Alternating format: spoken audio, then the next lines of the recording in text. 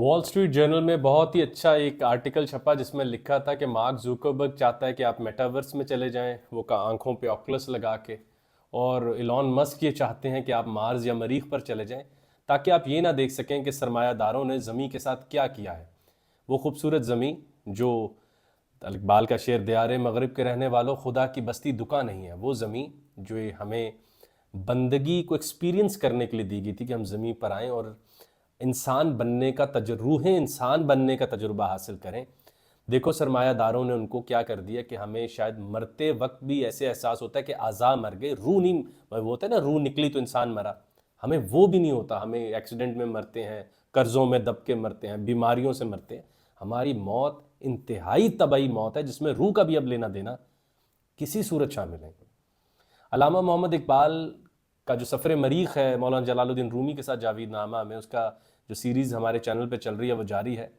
اب علامہ محمد اقبال مریخ کے آدمی سے آخرکار پوچھنے والے ہیں کہ یہاں پر سب لوگ خوش کیوں ہیں، ان کے ماتھے کیوں چمک رہے ہیں، یہ اتنی میٹھی اور شیریں باتیں کیوں کریں۔ تو اس کا لب لباب تو یہ ہے کہ وہ آدمی کچھ یوں بیان کرنا چاہتا ہے کہ یہاں سرمایہ داروں کو مت بھیجنا، یہاں بینکرز کو نہ بھیجنا، یہاں لالچی لوگوں کو نہ بھیجنا۔ تو وہ بیان کرتا ہے اپنا معاشی نظام جو مریخ کا ہے۔ یہ محققین کے لیے، طالب علموں کے لیے اتنا اچھا موقع ہے کہ وہ مختلف آرٹیکلز لکھیں، ریسرچ پیپر لکھیں، اخباروں میں لکھیں، ناسا کو، اسپیس ایکس کو، اسپیس ٹیکنالوجی کے باقی اداروں کو، کہ بھائی اب ہم یہ طے نہ کر لیں کہ اگر ہم مریخ پر چلے تو گئے کیونکہ ہمارے پاس بہت اچھے راکٹ سائنس نے بہت اچھی ترقی کی ہے، مگر سماجی نظام ہم نے طے نہیں کیا۔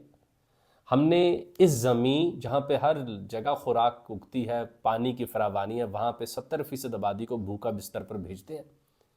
ہم نے 7000 سالوں میں بس یہی کمایا۔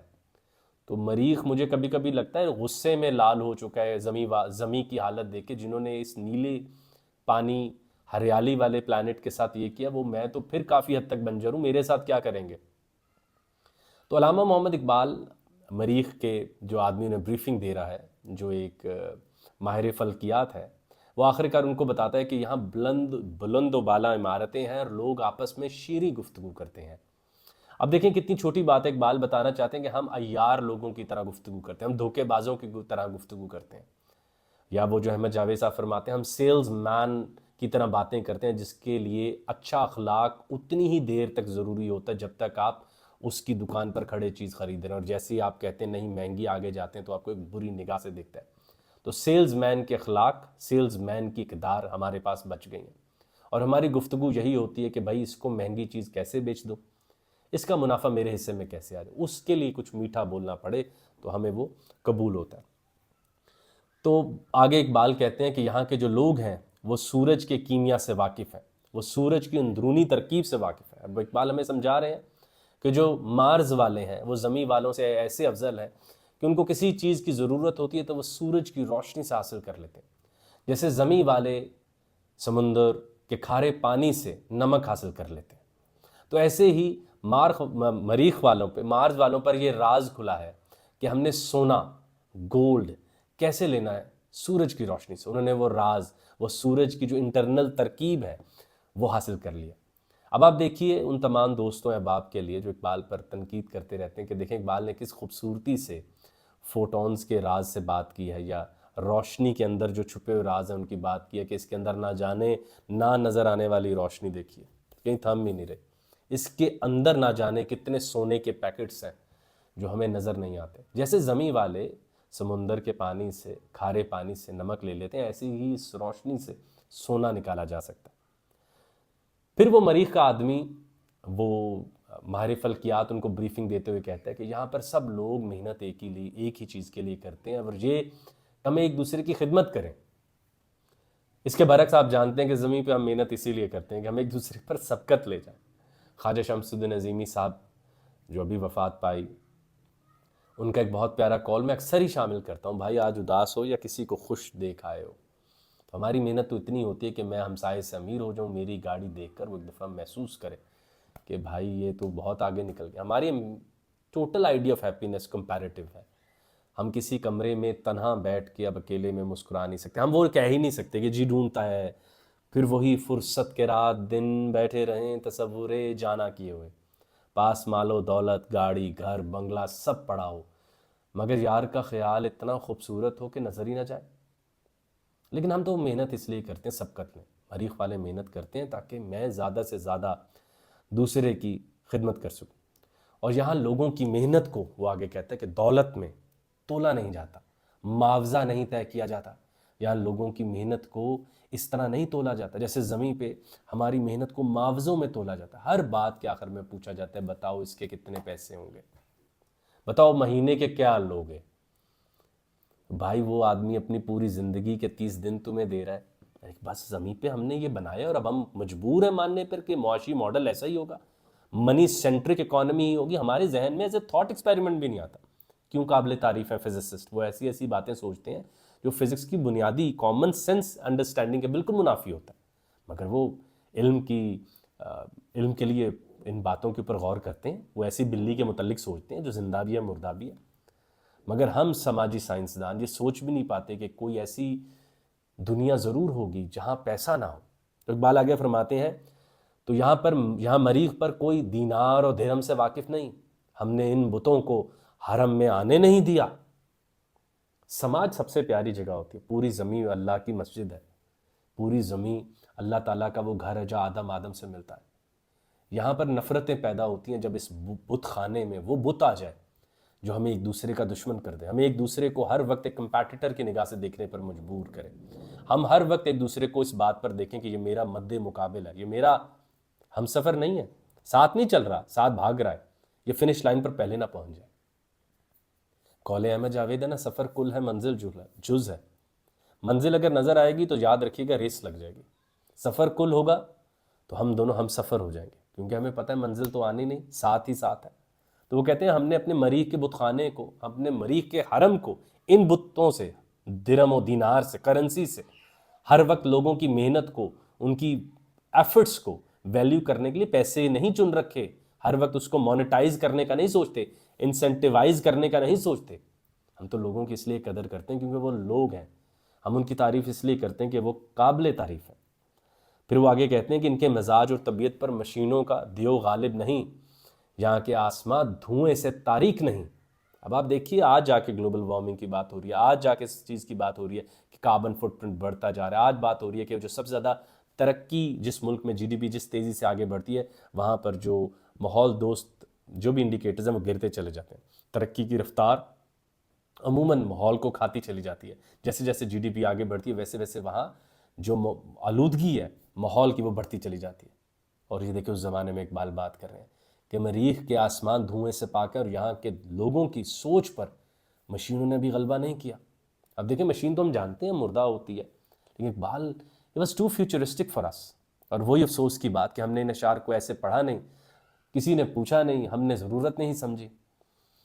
تو میں تو وہ اب آج کل کہا ہے نا کہ 21ویں صدی بھی ہم اقبال کے زور پر ہی کاٹیں گے، ہمیں اپنے آپ سے کوئی امید نہیں کہ اگلا اقبال، اگلے فیض، اگلے جون، اگلا کوئی بڑا آدمی، کوئی اقبال فل سٹاپ تھوڑی نہ ہے، اقبال کوئی دیوار ہیں کہ بس ختم تاریخ، تو کھڑکی ہیں، آپ ان سے مستی لے کے ان کے اوپر کندھوں پہ بیٹھ کے اور آگے چھلانگ ماریں، ہمارا ان باتوں سے کیا لینا دینا۔ تو وہ یہ کہتے ہیں، پھر آپ دیکھیں کتنے بڑے زرعی مسئلے کے اوپر اقبال آتے ہیں کہ یہاں کا جو کسان ہے اس کی فصل اسی کی ہوتی ہے، یہاں کوئی مڈل مین نہیں ہوتا۔ اب کتنی آئیڈیلسٹک باتیں لگ رہی ہیں۔ میں نے ایک علیحدہ ویڈیو کی نیت کر رکھی ہے کہ اقبال کا یوٹوپیا، اقبال کا بہترین دیس میرا خیال ہے کہ مرغدین ہے، مارز ہے، مریخ ہے، جہاں پر اقبال آئیڈیلائز کرتے ہیں کہ بہترین سماج و معاشرہ کیسا ہوگا جہاں لوگ ایک دوسرے سے صرف اس لیے تعلق میں ہوں گے کہ تم بھی آدم میں بھی آدم، اس لیے نہیں کہ تم امپلائر اور میں امپلائی، تم مالک میں تمہاری رایا، تم سیلری دینے والے میں سیلری لینے والا، یہ نہیں، مگر اس لیے کہ تم آدم اور میں بھی آدم، تم انسان میں بھی انسان، اس سے پیارا اور ہمارا کوئی رشتہ نہیں ہونا چاہیے۔ تو پھر وہ آگے جا کے کہتے ہیں یہاں نہ کوئی لشکر ہے، نہ کوئی فوج، نہ کوئی کسی کا خون بہاتا ہے، نہ کوئی خون بہا کر روزی کماتا ہے۔ ہمیں یہ سب اتنے ویپن سالانہ طور پر کیوں چاہیے؟ ہم وہ سب لگا کر خوراک کے مسائل، تعلیم کے مسائل کیوں ختم نہیں کر لیتے؟ صحت کے مسائل کیوں ختم نہیں کر لیتے؟ ہم وہ چیزیں کیوں ایجاد کیے چلے جا رہے ہیں جو آدم کی تکلیف، اس کا خون بڑھاتی ہیں، اور وہی پیسہ اس باتوں پر کیوں نہیں لگاتے جو آدم کی تکلیف گھٹاتے ہیں؟ اور ہم اس بات پر دلیل دیتے ہیں کہ جناب والا اس سے تو ہم تکلیف کم کریں گے، یہ لوگ لڑنا پڑے، مگر وہی سب سے زیادہ خون بہانے کی انڈسٹری ہم لگاتے ہیں۔ ہمیں یہ سارے طاقت کے ویپنز، طاقت کے سمبلز کیوں چاہیے ہوتے ہیں؟ صرف اس لیے کہ میں آپ کو اپنا مد مقابل سمجھتا ہوں، میرے علاوہ جو دوسرا ہے وہ میرا دشمن ہے، میرے علاوہ جو دوسری نسل کا ہے وہ مجھ سے کسی بات میں جھگڑے گا، میری کسی ریسورس کو آکوپائی نہ کر لے، میری کسی چیز پر اپنا حق نہ جما لے۔ اقبال دیکھیں، مارس کی تعریف فقط اسی لیے کر رہے ہیں کہ ابھی تک آدم نہیں پہنچا۔ یہ ساری باتیں اس لیے تو کی جا رہی ہیں۔ کیا یہ ساری نصیحتیں ایلون مسک یا ناسا کو نہیں ہے، کوئی اور اسپیس ایجنسی جو جانا چاہ رہی ہو، کہ پہلے یہ تو طے کر لو کہ وہاں بھی یہی سب کرو گے جو انسانیت کو بانٹ رکھا ہے؟ یہاں جو غریب تڑپتا ہے، مارس اور مریخ پر بھی یہی تماشا دوبارہ چلنے والا ہے۔ Episode 2 mankind 2.0 with same suffering وہی رہے گی، بس مکان تبدیل کرنے والے ہو آدم کا۔ تو پھر یہ دیکھیں یہاں پر ہمارے جو دو صحافی یا لکھاری یا ادیب و شاعر اور افسانہ نگار ہیں، ان کے لیے اقبال کہتے ہیں کہ مریخ پر جو فن تحریر اور قلم ہے اس کو اپنی مشہوری کے لیے نہیں استعمال کیا جاتا۔ میں اس کے اوپر ایک ذرا ذاتی رائے دے دوں کہ مجھے یوں لگتا ہے کہ اب ہمارے جتنے بھی قلم ہیں ہمارے پاس، جس طرح کے بھی قلم ہیں، یہ اب صرف سٹامپ پیپر لکھ سکتے ہیں، کتنے کا بیچا، میں نے کتنے میں خریدا۔ ہمارا کوئی تعلق نہیں کہ اس سے کوئی نصیحت لکھی جائے، شاعری لکھی جائے، بڑی بات لکھی جائے، اقوال زنی لکھی جائے، محبت کے پیغام و خطوط لکھے جائیں، بس سٹامپ پیپر ہے، کانٹریکٹس۔ اس قلم کے اب اوقات ایک یہ کانٹریکٹ لکھے گا انسانوں کے درمیان، بیچا کتنے میں، خریدا کتنے میں۔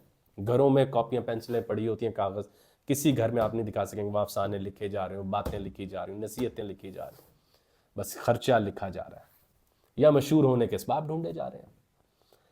تو پھر آخر میں، کیونکہ اس ویڈیو کو ہم نے اب سمیٹنا بھی ہے، تو پھر وہ آخر میں کہتے ہیں یہاں کے بازاروں میں کوئی گداگر، کوئی مانگنے والا نہیں ہے، اور یہاں کسی بیچارے کی جو آواز ہے وہ بازار میں نہیں سنی جاتی، جس کی وجہ سے کسی انسان کا دل دکھے۔ بڑی ایک گہری بات ہے، آپ نوٹ کریں۔ بے شک کوئی مانگنے والا ہمارے پاس جب آتا ہے اور مانگتا ہے اور ہم کہتے ہیں اوہ مجھے پتہ ہے یہ ڈرامہ کر رہا ہے، سب سے پہلے تو رسول کی حدیث کے اوپر ہم عمل نہیں کرتے کہ وہ سفید گھوڑے پر بھی آئے، تم بھائی معذرت کر لینا۔ تمہارے بڑے بھائی ڈاکٹر شہیر کہتے تھے کہ بھائی جاؤ بابا معاف کرو۔ اب معافی مانگیں کہ اس لیے نہیں کہ پیسے نہیں دے پا رہا، اس لیے کہ حدیث مجھ سے پوری نہیں ہو پا رہی، میرے پاس کچھ ابھی خود نہیں ہے۔ سفید گھوڑے پر بھی آئے تو آپ یہ شک نہ کیجیے، وہ کر رہا ہے بس کرے گا، اپنی پالے گا۔ تو اب ہم نے اپنے آپ کو اتنا امیون کر لیا کہ کسی بس سٹاپ پر کھڑے بوڑھے، کسی بازار میں کھڑے بھوکے، کسی دکان میں کھڑے وہ بچے جن کی خواہشات پورے نہیں ہوئی، ہمارے دلوں پر کوئی اثر نہیں کرتے کسی قسم کا۔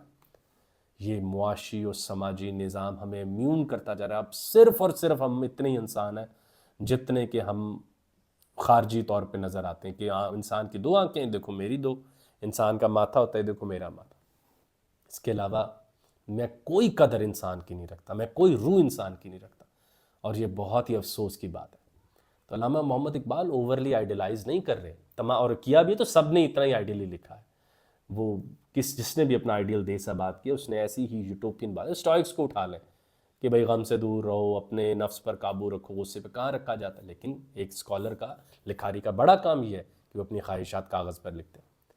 اقبال آج سے تقریباً 80 سال پہلے یہ بتا رہے ہیں کہ انسان تم مریخ پر جاؤ گے، مگر یاد رکھنا اپنے وہی گندے پاؤں لے کر مریخ پر مت چلے جانا جس کی وجہ سے پوری زمین داغدار ہو چکی ہے۔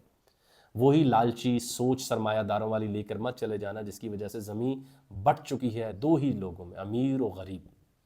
یہ مت ہو کہ ہمیں پھر مارکس کی یاد آ رہی ہو مریخ کے اوپر، پھر ہم یاد کر رہے ہوں کہ وہ صاحب سرمایہ، وہ جو نسل خلیل سے آیا تھا وہ کہاں ہے، مریخ پر کون اب ہمیں بچائے گا سرمایہ داروں کے شکنجے سے۔